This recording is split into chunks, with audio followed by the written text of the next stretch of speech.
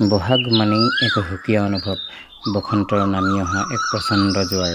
কিন্তু জুবিনদাবিহীন বহাগ যেন একেবাৰে নিৰস। তথাপিও গৰু গা ধোৱা পৰম্পৰা ৰক্ষা কৰিম বুলিয়ে, বিশেষকৈ মোৰ কণমানিটোক এই পৰম্পৰাৰ সৈতে চিনাকি কৰি দিম বুলি দাদাহঁতৰ ঘৰলৈ ওলাই আহিছোঁ। অদূৰত দেখিছোঁ দাদা আৰু চুমুৱে গৰু গা ধুৱাবলৈ প্ৰস্তুত হ'লেই। সেয়েহে মই সিহঁতৰ লগত সহযোগ কৰোঁ ব'লকচোন। যেন এয়া বৰ্তাই মাহ পিচি লৈছে দেই। আৰু এয়া চোৱা কেৰেলা, বেঙেনা, লগতে লাও, এডোখৰ লাও দেখিছা নহয়। আৰু এইডাল হৈছে চাটমাৰি। চাটমাৰি তেনেকৈ সুমুৱাই দিয়া হয় আৰু পিছত সেইয়া মাহ যে এয়া মাহটো দলিছে বুলি কৈছে, এই ডলা বুলি কৈছে আচলতে। এই মাহটো দলি পেলানি হালধিৰ লগত মিলাই দিব। আৰু মিলাই দিয়াৰ পিছত গৰুক এই সকলোবিলাক সংমিশ্ৰণ মিঠাতেলৰ সৈতে লগাই একেলগ কৰি গৰু গা ধুৱাব, গৰুক গাত নোৱাব আচলতে। আজিৰ দিনটো যে ইহঁতি বুজি পায়। চোৱাচোন বান কেনেকৈ ইহঁতি আগবাঢ়ি আহিছে। হালধি আৰু মাহ। উল্লেখ আছে যে গৰু হালধি আৰু মাহেৰে গা ধুৱালে বছৰটোলে সুস্থ হৈ থাকে। অলপ আগতে যে তোমাক দেখুৱাইছিলোঁ মাহ আৰু হালধি একেলগে মিহলাই লৈছিলে আৰু ইয়াত মিঠাতেল সানিলে, চোৱা এইখিনি একেলগে নি গৰুক গাত সানিব, নোৱাব মানে গৰুক। আৰু এই পুখুৰীৰ পানীয়ে গৰুক গা ধোৱা হ'ব। আমাৰ দিনত অলপ সুকীয়া আছিলে, তেতিয়া বৰষুণ দি থকা স্বত্তেও এতিয়া পথাৰত পানী নাই, কিন্তু আমাৰ দিনত পানী আহিছিলেই। পথাৰৰ পানী আমি গৰু গা ধুৱাইছিলোঁ। এতিয়া সেইটো দেখিবলৈ পোৱা নাযায়, শুকান হৈ গ'ল, বতৰ পৰিৱৰ্তন হ'ল, সকলোবিলাক পৰিৱৰ্তন হ'ল। আৰু এইফালে চোৱা, এতিয়া সেই তাত দেখিছা যে তুমি, এয়া গৰুত বৰ্তাই কি কৰিছে, গৰুক নোৱাইছে আচলতে। দেখিছে ন মাহ হালধিৰে গৰুক নোৱাইছে দেই। এইফালে চোৱা চুমুবাই গৰুটোক কেনেকৈ কোবাই গৈছে, আৰু সেই যে কোবাইছে সেইডাল হৈছে দীঘলতি আৰু মাখিয়তীৰ পাত। এইবিলাক সানিলে বছৰটোলৈ গৰুৰ গাত মাখি নালাগে বোলে। ভাবি আচৰিত হৈছোঁ, তোমালোকৰ দিনলৈ এইবিলাক থাকিবগৈনে বাৰু। হৈয়াই আমাৰ দীক্ষিত বৈভৱ মাকৰ সৈতে আহি আছে, তাক এই পৰম্পৰাৰ সৈতে চিনাকি কৰি দিলোঁ। কোনে জানে সি ডাঙৰ হোৱালৈ কিজানি এই পৰম্পৰা নাথাকিবগৈ। বৰষুণ দি আছে অথচ পানী নাই, সেয়েহে পানী তুলি পেলানি গৰু গা ধুৱাব লগা হৈছে। আচলতে দেউতাহঁতৰ দিনত এনেকুৱাকৈ দেখা নাছিলোঁ, কিন্তু এতিয়া গৰু বান্ধি ল'ব লগা হৈছে। এই দেখিছে সঁচাকৈ গৰু গা ধুৱাবলৈ আহিছোঁ। আজি সঁচাকৈ এটা এক্সেপশ্যনেল দিন। আগৰ দিনত পানী যথেষ্ট আছিলে, গৰু গা ধুৱাই ভাল লাগিছিলে। আজিকালি আৰু সেইবিলাক দিন নাই, পানীও শুকাই গ'ল, বতৰৰ পৰিৱৰ্তন, যুগৰ পৰিৱৰ্তন, চববোৰ পৰিৱৰ্তনৰ এতিয়া দেখিছোঁ এখন শুকান পথাৰ।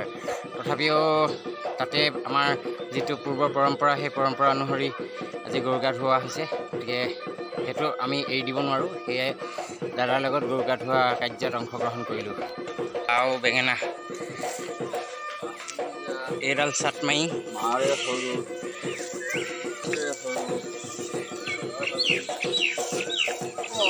লাও খা বেঙেনা খা দিনক দিনে বাঢ়ি যা, মাৰে সৰু বাপেৰে সৰু তই হবি বৰ গৰু। এয়া হৈছে বিহুৰ দিনাখন গৰুৰ গালৈ ছটিয়াওঁতে গোৱা মন্ত্ৰ। এই লোকাচাৰ হয়তো ভৱিষ্যতলৈ নাথাকিবগৈ, সেয়েহে তোমাক চিনাকি কৰি থলোঁ। গধূলি নতুন পঘাৰে গৰুক বন্ধা হ'ব, পিঠা খোৱা হ'ব। গৰু গা ধুৱাই উঠি পিঠা লস্কৰা যি য'ত পায় সকলোবিলাকেৰে চাহ খোৱাৰ নিয়ম। চাহ খাই উঠি তাৰপিছত আমৰলি বিচাৰি যাম। আমৰলি বিচৰাটো এটা পৰম্পৰা।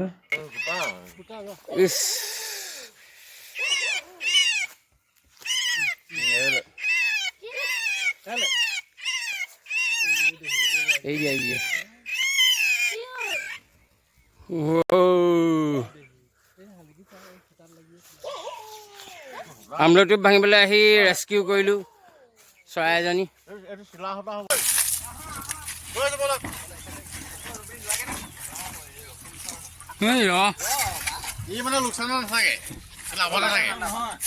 ধান্দা তাৰ ঠাণ্ডা নহয়, মই তোক ঘৰলৈ দিলে বুলি কোৱা নাই নি?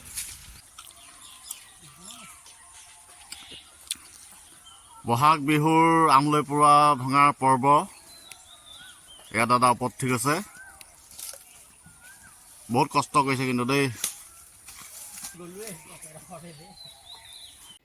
যথেষ্ট ডাঙৰ ডাঙৰ টোপ আছিলে, কিন্তু সি কণ্ট্ৰল কৰিব নোৱাৰি গোটেইখিনি ভাঙি পেলালে। অ'হ, বহুত ডাঙৰ ডাঙৰ টোপ আছিলে কিন্তু।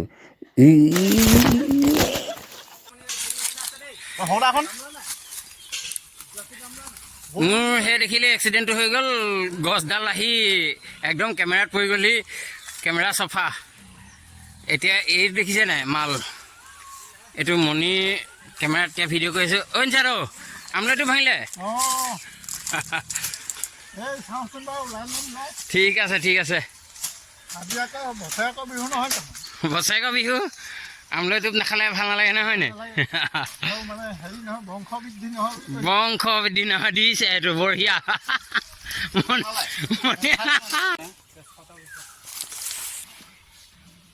নিচাদে উলিয়াই দিয়া ডলাখনত প্ৰথমে আমলৰি বাঁহটো থৈ দিলোঁ, তাৰপিছত এনেকৈ বাল্টিত পানীত তিয়ালোঁ। মণিয়ে যথেষ্ট কষ্ট পাইছে। মণি এইবিলাক কামত একেবাৰে এক্সপাৰ্ট, যাৰ কাৰণে আমি তাক লগত লৈ আহিছোঁ। আচলতে প্ৰথমে নিচাদহঁতৰ বাৰীতে সোমাই গ'লোঁ, পিছতহে আমি এডোখৰ ঠাইলৈ যাম যিডোখৰ পৰ্বত বুলি কয়। ই এইবিলাক কামত কি ধুনীয়া, চাওকচোন কেনেকৈ কৰি আছে। কষ্ট আছে যদিও বেলেগ এটা মাদকতা। লুলু আৰু পূৰা লাগি আছে। ভাগৰ মাৰ বুলি এয়া লুলু আৰু মণি, লগতে আৰু কোনোবা আছে আৰু। এয়া দেখিছে পিছফালে কোনোবা এজন লুকাইছে, তাৰ ফটো দেখুৱাই দিওঁ বুলি। ৰঙালী বিহুৰ শুভেচ্ছা সকলোকে থাকিল। ধন্যবাদ ধন্যবাদ। ওলাইছে যাত্ৰা এয়া আমলৈ টোপ ভাঙিবলৈ। আমলৈ টোপৰ অভিযানত এইকেইটা গোটেইকেইটা মজা লাগিছে। বহাগ বিহু উপায় নাই, আমলৈ টোপৰ যিটো পৰম্পৰা আছে বিচাৰি পৰ্বতলৈ সদায় যাওঁ।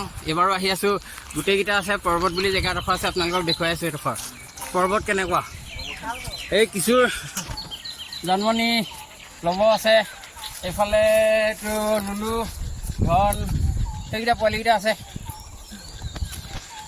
সেইজনে কেতেকী ফুল বিচাৰি আহি আছে, আহি পালেহি। কেতেকী ফুল চিনি পায়নে আপোনালোকে? এইটো শগুন লতা বুলি কয়, শগুনী লতা, আৰু এইটো কেতেকী ফুল।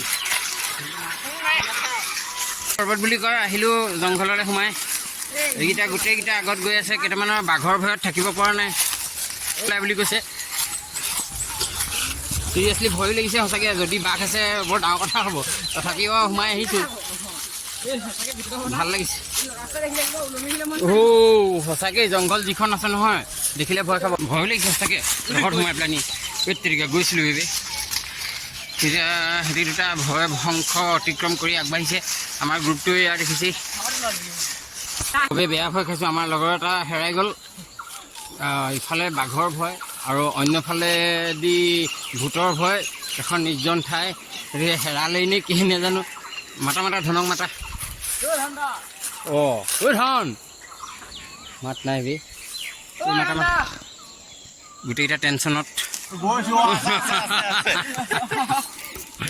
হেৰুৱা মানুহটো ওলাইছেহি, আমি ভাবিছিলোঁ বেলেগ এক বুলি।